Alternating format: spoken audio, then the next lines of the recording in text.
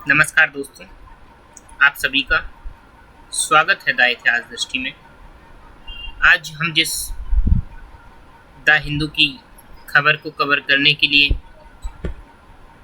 उपस्थित हुए हैं वो बहुत ही रोचक है।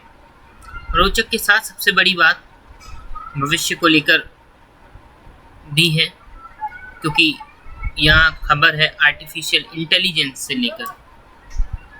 तो जो इंटेलिजेंस से लेकर खबर आती है, एआई से रिलेटेड जो खबर होती हैं, वह आप सबके लिए बेहद महत्वपूर्ण हो सकती हैं। तो आज हम समझने का एक प्रयास करेंगे कि कैसे सुप्रीम कोर्ट और एआई के बीच जो न्यूज़ आज आई है, एआई और सुप्रीम कोर्ट के बीच संबंध, यानी कि एआई का सुप्रीम कोर्ट में कैसे उसका इस्तेमाल होना, इस पर।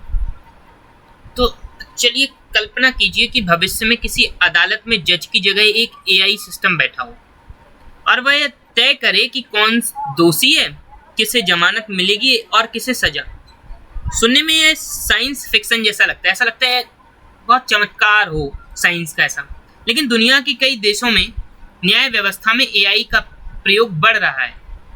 इसी बीच भारत के सुप्रीम कोर्ट ने एआई के उपयोग को लेकर एक महत्वपूर्ण ड्राफ्ट नियम जारी किया है।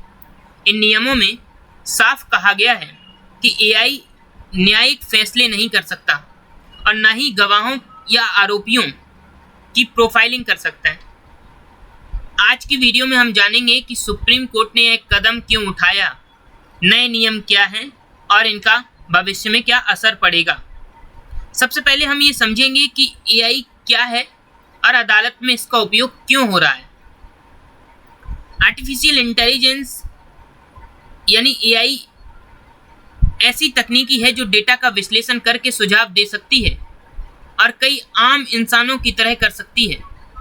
दुनिया भर में अदालतों में लाखों केस लंबित हैं। भारत में भी करोड़ों मामले अलग अलग अदालतों में लंबित हैं। ऐसे में एआई का उपयोग कुछ कामों को तेज करने के लिए किया जा सकता है, जैसे दस्तावेजों की जांच, केस का सारांश बनाना, सुनवाई की तारीख तय करना, अनुवाद करना, ट्रांसक्रिप्शन करना। लेकिन सवाल यह है कि क्या एआई न्यायिक फैसले भी कर सकता है? यहीं से विवाद शुरू होता है। सुप्रीम कोर्ट की चिंता क्यों हुई? आखिरकार सुप्रीम कोर्ट को इस बात की चिंता क्यों हो गई? इन्हीं कारणों को देखते हुए तो हाल के वर्षों में एआई का उपयोग चूंकि तेजी से बढ़ रहा है, लेकिन एआई हमेशा सही नहीं होता है। कई बार एआई गलत जानकारी देता है। एआई में बायस यानी पक्षपात भी हो सकता है।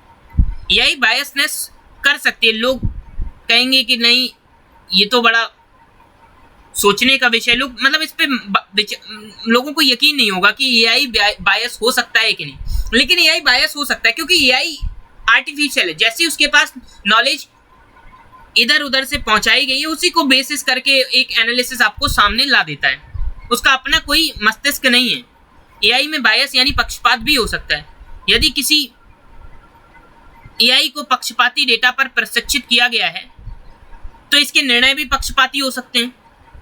यदि किसी एआई को पक्षपाती डेटा पर प्रशिक्षित किया गया हो तो उसके निर्णय भी पक्षपाती हो सकते हैं। न्याय व्यवस्था में ऐसी गलती किसी व्यक्ति की स्वतंत्रता और अधिकारों को प्रभावित कर सकती है।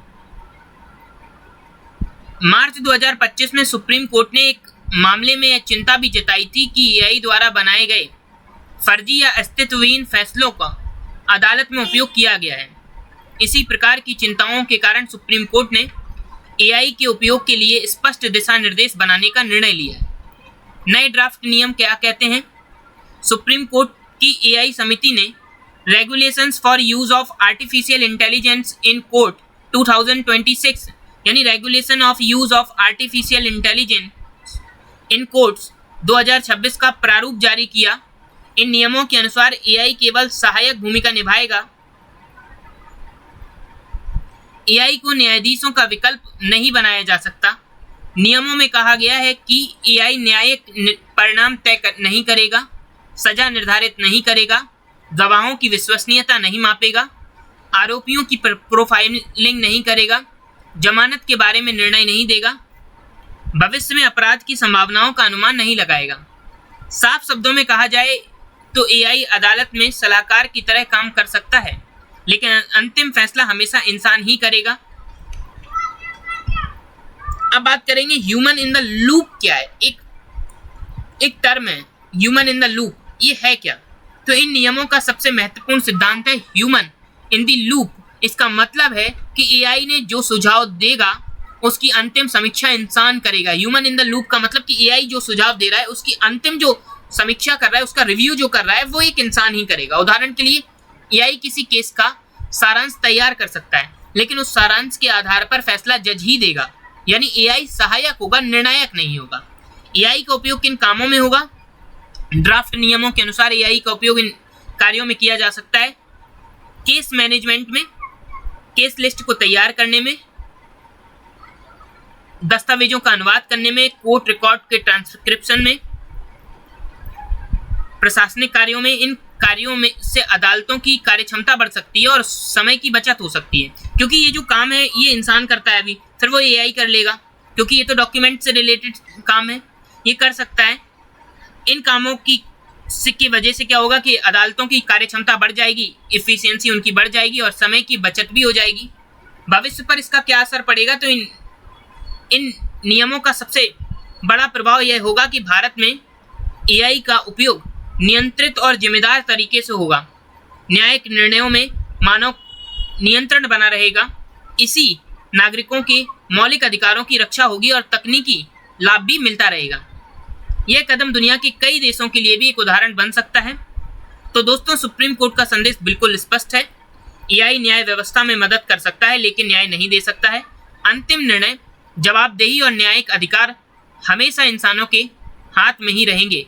आपका क्या मानना है? क्या भविष्य में एआई को अदालतों में और बड़ी भूमिका मिलनी चाहिए? कमेंट करके अपनी राय जरूर बताइए। धन्यवाद।